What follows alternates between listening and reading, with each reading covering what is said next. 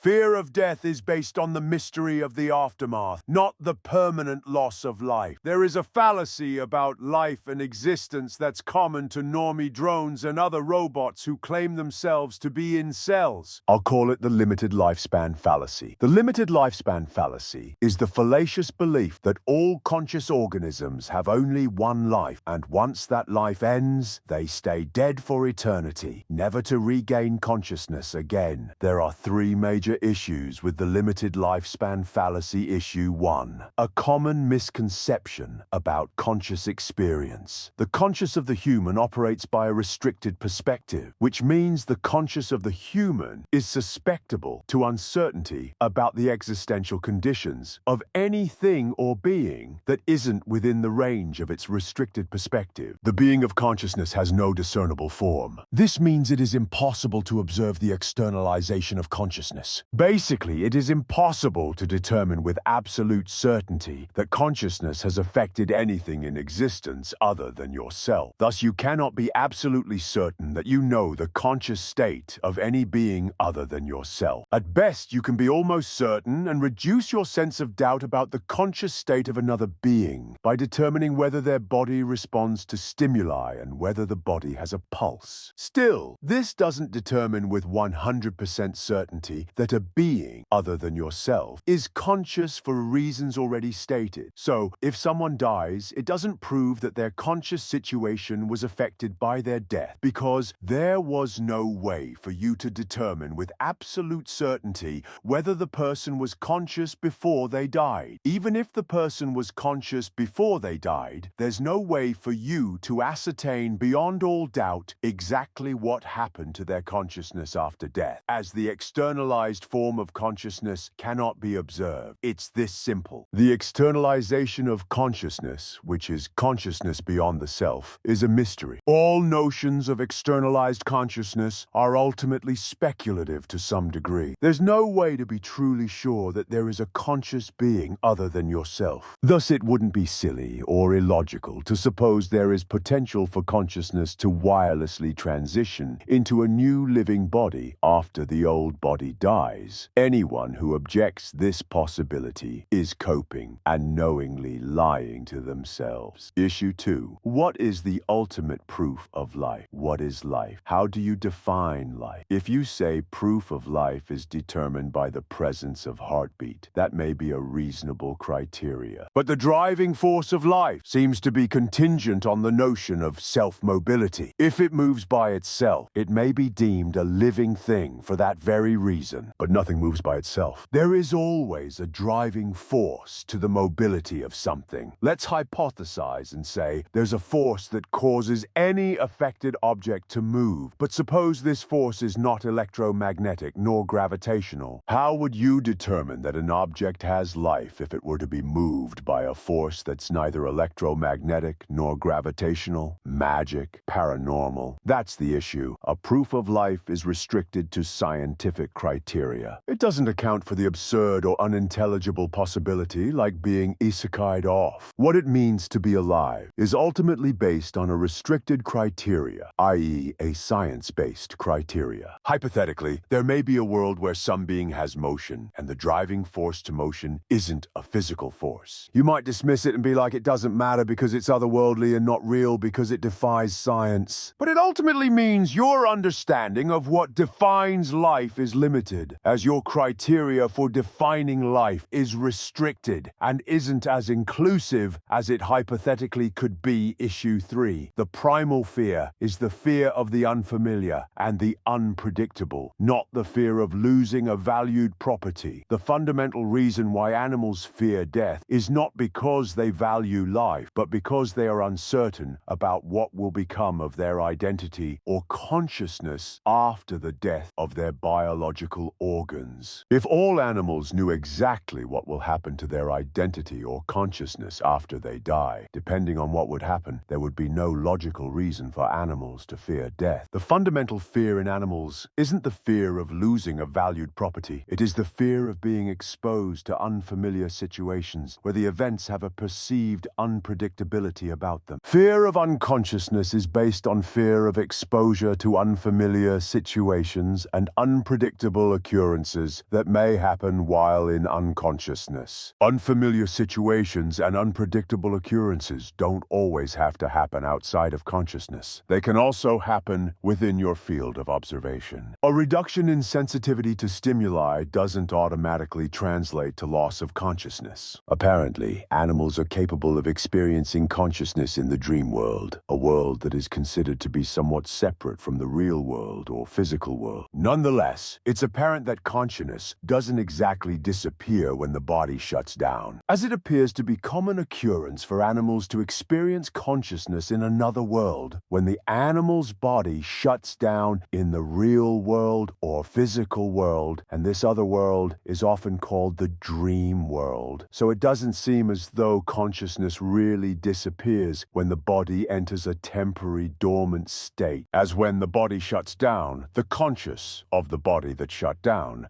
tends to transition to another world, i.e. the dream world, and starts to operate through another kind of body or vessel that's based within this other world.